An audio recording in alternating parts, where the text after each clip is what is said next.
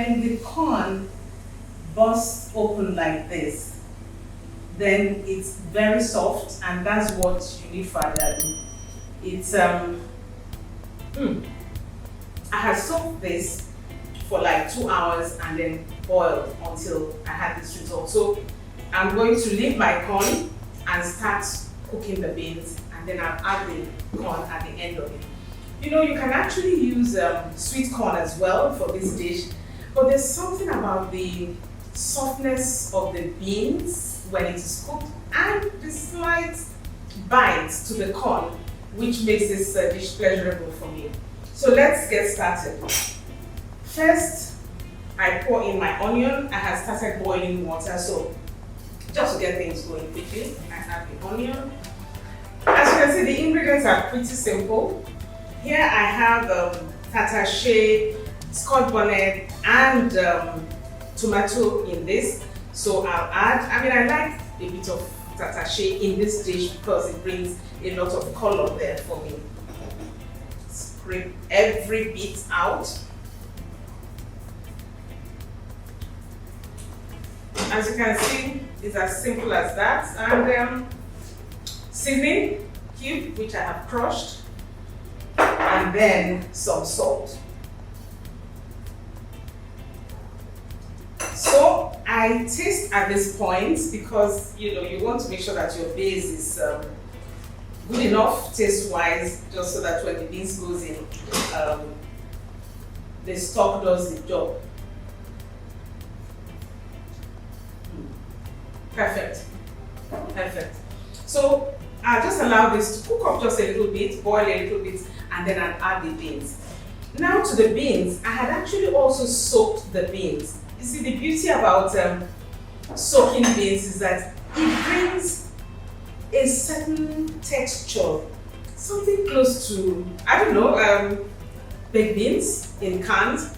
But when the brown black-eyed beans is cooked, it just comes out so soft without it getting all mashed up in the pot.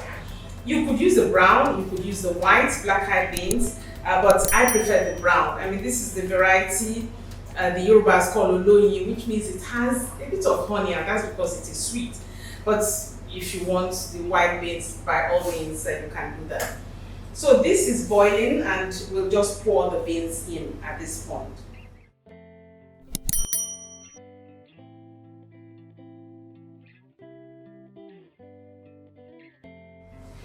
So I add the beans.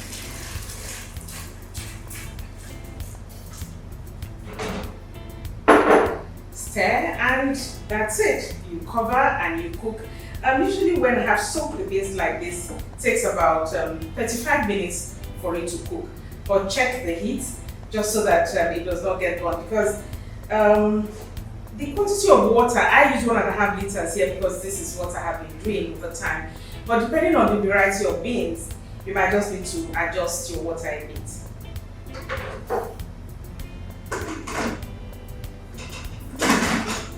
Press down, and look, I'll go on to do some other things.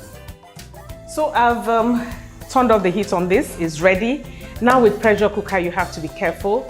I know some people would never go near a pressure cooker, but yes, if you want to cook your beans, normally over the stove top, no problem.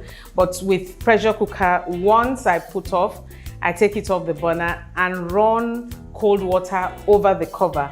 And that pressure, that sound you hear goes off. I allow a few minutes before opening. So once we come back to this, we'll then add our corn, which, like I said, I had boiled before and is super, super soft.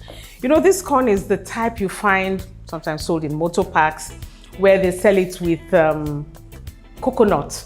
It's this corn that you find, in those little glass boxes being hawked around their motor parks.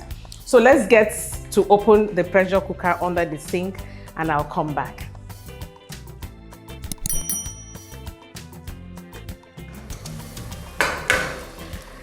We'll stir. I like leaving some liquid, slightly runny at this stage, because with beans, it would thicken up as you go. So we add the corn. Remember, this had been boiled.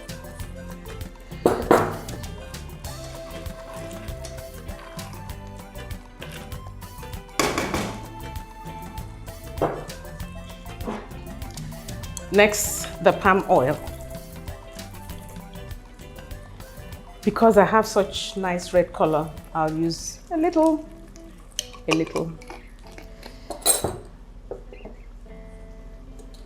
I'll stir and allow that to cook and combine very well. But while that is going on, I have some scent leaf. Some scent leaf here. I plucked this from my garden.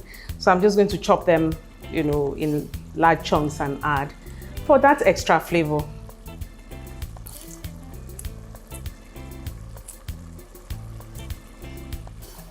Not much, because we want the aroma of the beans to come through.